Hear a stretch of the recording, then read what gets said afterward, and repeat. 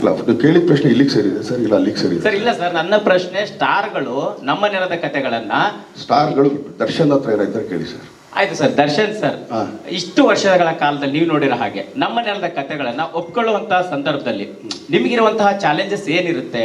ನಿಮ್ಮ ಅಭಿಮಾನಿಗಳನ್ನ ದೃಷ್ಟಿಕೋನದಲ್ಲಿ ಇಟ್ಕೊಂಡಾಗಿರ್ಬೋದು, ಒಬ್ಬ ಕಮರ್ಷಿಯಲ್ ಸ್ಟಾರ್ ಆಗಿ ರಿಸೀವ್ ಮಾಡುವಂಥ ದೃಷ್ಟಿಕೋನದಲ್ಲಿ. ನಂದು 3 ಇದಿರುತ್ತೆ ಸರ್.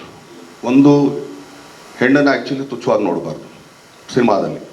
ನೀನು ಆ್ಯಕ್ಚುಲಿ ಹಂಗೆ ಹಿಂಗೆ ಅಂತ ತೋರಿಸಿದ್ರೆ ಬಿಟ್ಟಾಕಪ್ಪ ಈ ಕಡೆ ಸೈಡಿಗೆ ಬಾರಿ.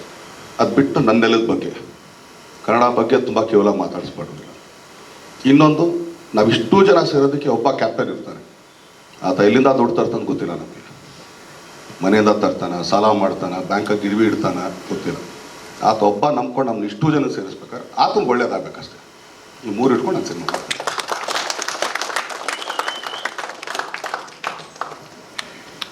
ಸರ್ ಪ್ರಶ್ನೆ ಸರ್, ಕನ್ನಡ ಪಿಕ್ಚರ್ ಅಂತ ರವಿ ಸರ್.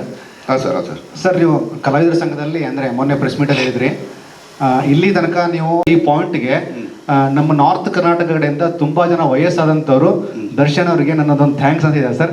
ಈ ಮೂಲಕ ಅವ್ರಿಗೊಂದು ರಿಪ್ಲೈ ಸರ್ ಪ್ಲೀಸ್ ಸರ್. ಅವ್ರಿಗೆ ಥ್ಯಾಂಕ್ಸ್ ಹೇಳೋದಲ್ಲ ಸರ್, ಅವ್ರ ಪಾದಗಳನ್ನು ನಾನು ಇಲ್ಲಿಂದ ನಮಸ್ಕಾರ ಮಾಡ್ತೀನಿ. ಖುಷಿ ಪಡಲ್ಲ ಸರ್, ನೋಡ್ಬಿಟ್ಟು ಅಷ್ಟೇ ಸರ್. ಆಮೇಲೆ ಒಂದೇನಂದರೆ ಅದೆಲ್ಲ ನಾವು ಮಾಡೋದು ಸರ್, ನಿಮಗೆ ಬರೀ ದರ್ಶನ್ ಒಬ್ಬನೇ ಕಾಣಿಸ್, ಯಾಕಂದ್ರೆ ಮುಂದ್ಗಡೆ ಇದ್ದೀವಿ ಸರ್. ಹಿಂದ್ಗಡೆ ಇಷ್ಟು ಜನಗಳು ಕೆಲಸ ಮಾಡೋರು ಸರ್.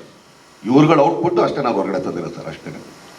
ದರ್ಶನ್ ಸರ್, ಅದೇ ನನಗೆ ವಾಸು ಸರ್ ಪ್ರಶ್ನೆಗೆ ಪೂರಕ ಪ್ರಶ್ನೆ. SSTV ಸಿನಿಮಾ ಜಗತ್ತಿನ ಕ್ಷಣ ಕ್ಷಣದ ಸುದ್ದಿಯೊಂದಿಗೆ.